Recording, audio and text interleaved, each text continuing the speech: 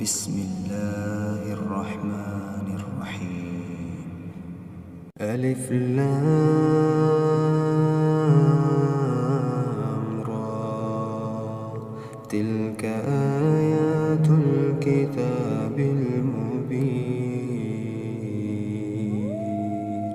إنا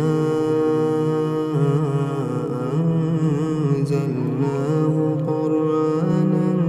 عربيا لعلكم تعقلون. نحن نقص عليك أحسن القصص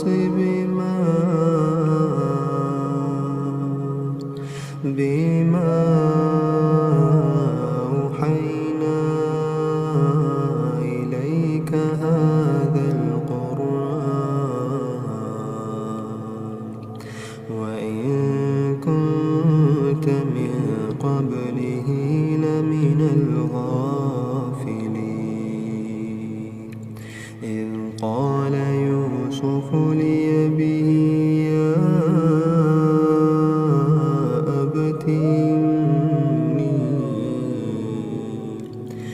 يا أبت إني رأيت 11 كوكبا والشمس والقمر رأيتهم لي ساجدين.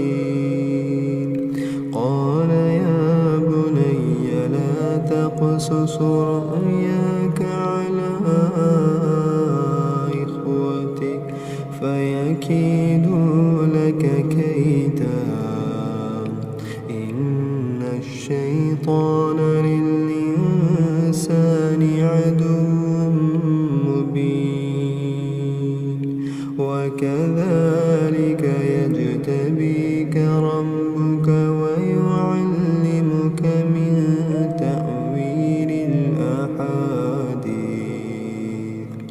ويتم نعمته عليك وعلى آل يعقوب كما أتمها على أبويك من قبل إبراهيم وإسحاق، إن ربك عليم حكيم. لقد كان في يوسف وإخوته آيات للسائلين، إذ قالوا ليوسف وأخوه أحب إلى أبينا منا ونحن عصبة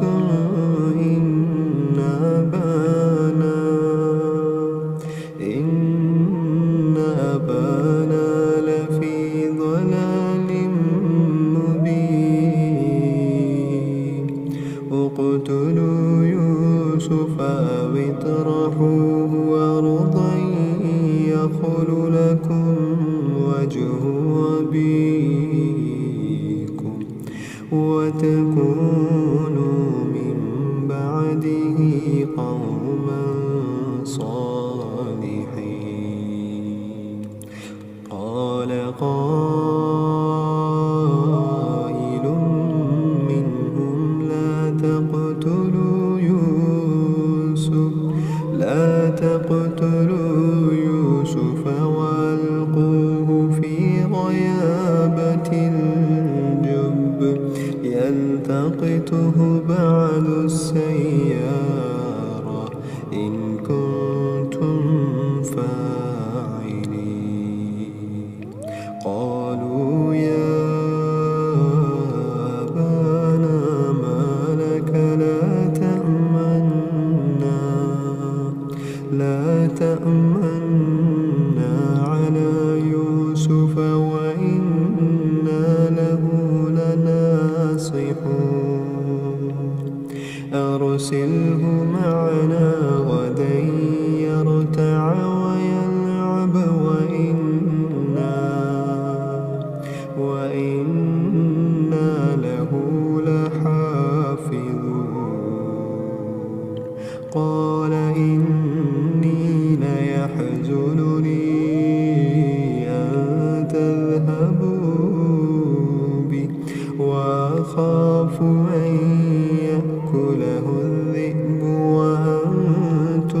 عنه غافلون قالوا لئن أكله الذئب ونحن عصبة إنا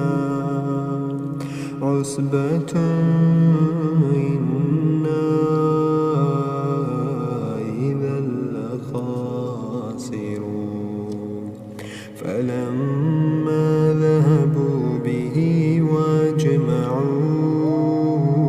أن يجعلوه في غيابة الجب وأوحينا إليه لتنبئنهم بأمرهم هذا وهم لا يشعرون وجاءوا أباهم عشاء يبكون قالوا يا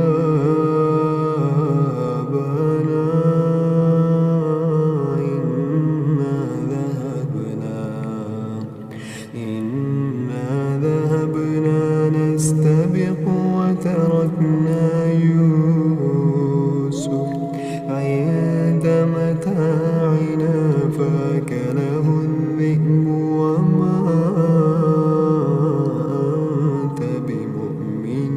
لنا ولو كنا صادقين وجاءوا على قميصه بدم كذب قال بل سولت لكم أنفسكم أمرا فصبر جميل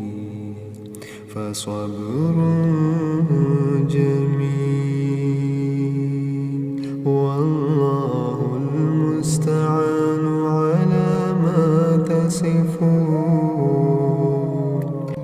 وجاءوا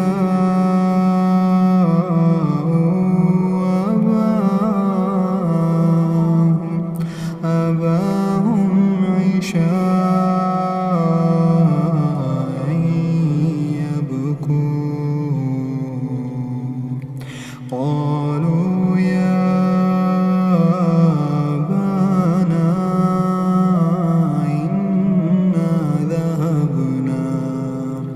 إنا ذهبنا نستبق وتركنا يوسف عند متاعنا فأكله الذئب وما أنت بمؤمن لنا ولو كنا صادقين وجاءوا على قميصه بدم كذب قال بل سولت لكم أنفسكم أمرا فصبر جميل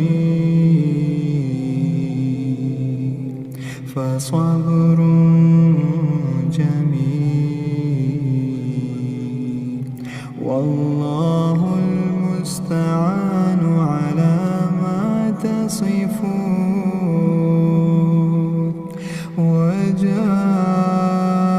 وجاءت سيارة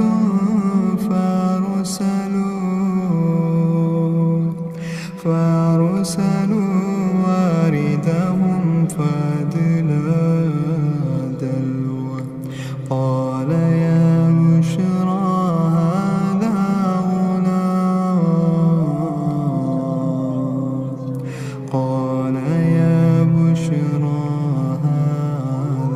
غلام وأسروه بضاعة والله عليم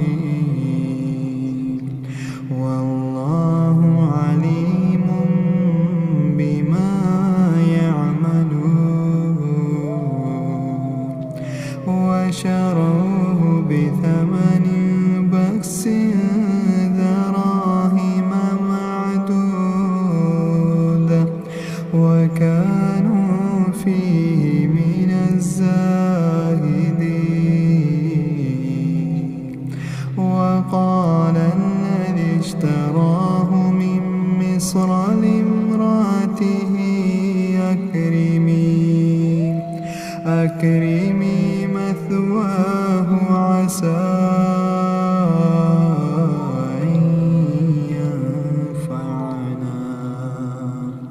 أن ينفعنا أو نتخذه ولدا وكذلك مكنا ليوسف في الأرض ولنعلمه من تأويل الأحاديث والله غالب على أمره ولكن أكثر الناس لا يعلمون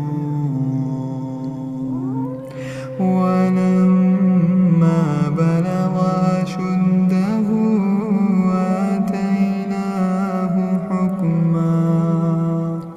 آتيناه حكما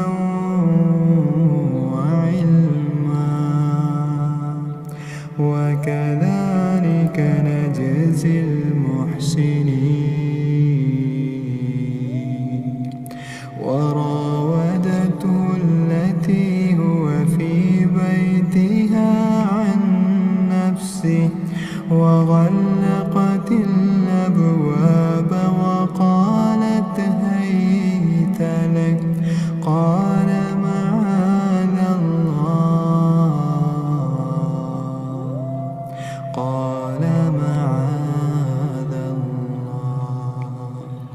إنه ربي أحسن مثواي إنه لا يفلح الظالمون ولقد همت به وهم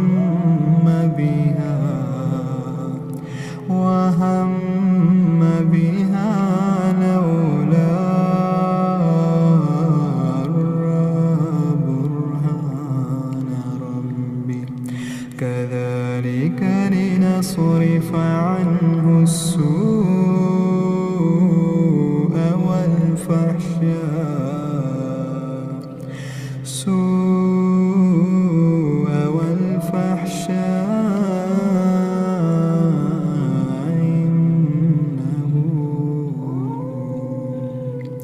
إنه من عبادنا المخلصين واستبق الباب وقدت قميصه من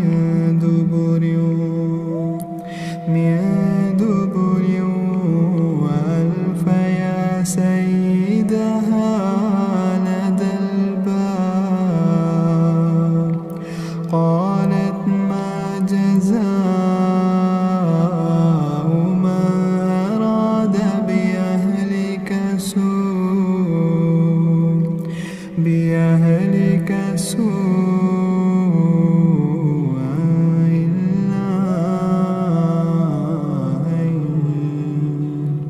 إلا أن يسجن أو عذاب أليم قال هي راودتني عن نفسي وشهد شاهد من أهلها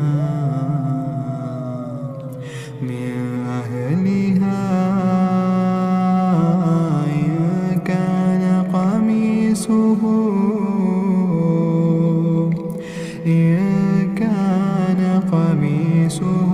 قد من قبل فصدقت وهو من الكاذبين وإن كان قميصه قد من دبر فكذبت وهو من الصادقين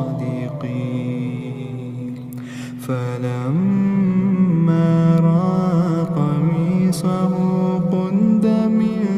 دبر قال إنه من كيدكن إن كيدكن عظيم يوسف أعرض عن هذا واستغفري لذنبك إنك كنت من الخاطئين يوسف أعرض عن هذا واستغفري لذنبك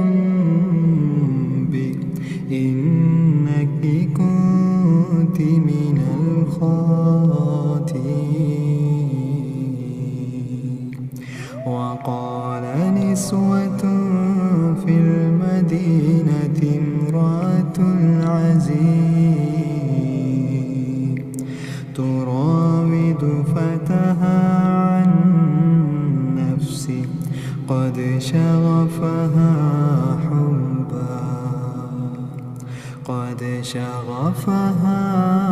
حبا إنا لنراها في ضلال مبين فلما سمعت بمكرهن أرسلت إليهن وأعتدت لهن متكئا وآتت كل واحدة منهن سكينا وقالت اخرج عليهن فلما رأينه أكبرنه وقطعن أيديهن وقلن حاش لله ما هذا بشرا إن هذا إلا ملك كريم قالت فذلكن الذي لمتنني فيه ولقد راودته عن نفسه فاستعصم ولئن لم يفعل ما آمره ليسجنن وليكونا من الصاغرين قال رب السجن أحب إلي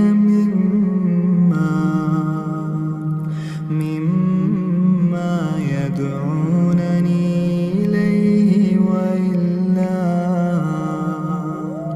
وإلا تصرف عني كيدهن أصب إليهن وأكن من الجاهلين فاستجاب له ربه فصرف عنه كيدهن إنه هو السميع العليم ثم بدا لهم من بعد ما رأوا الآيات ليسجننه حتى حين ودخل معه السجن فتيان قال أحدهما إني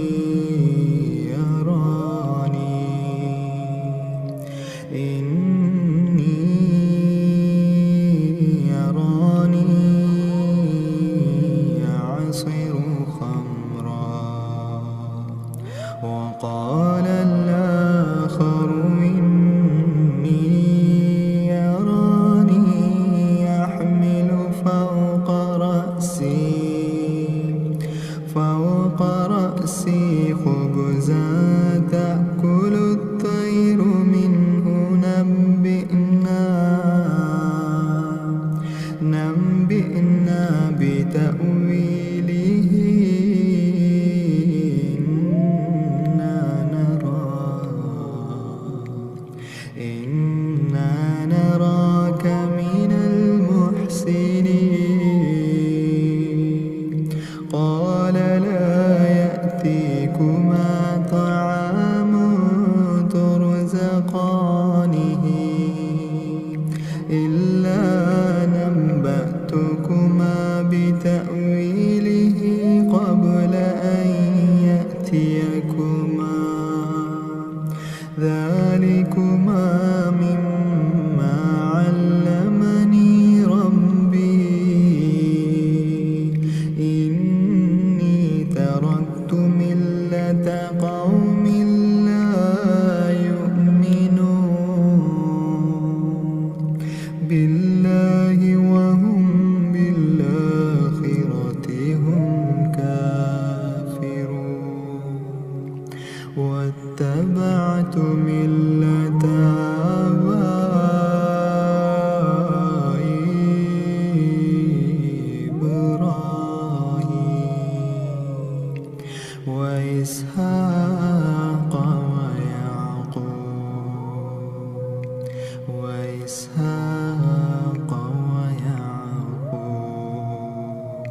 ما كان لنا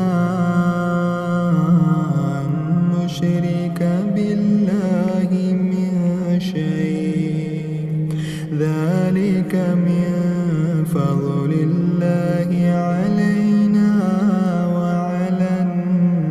الناس ولكن أكثر الناس لا يشكرون يا صاحبي السجن أرباب متفرقون خير أم الله الواحد القهار ما تعبدون من دونه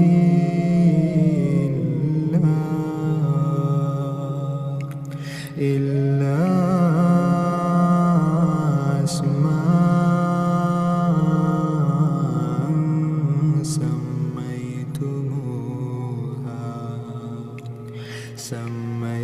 سميتموها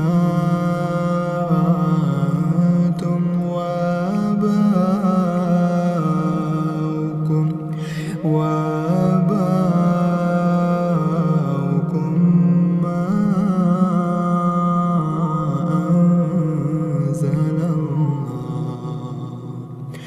ما أنزل الله بها من سلطان إن الحكم إلا لله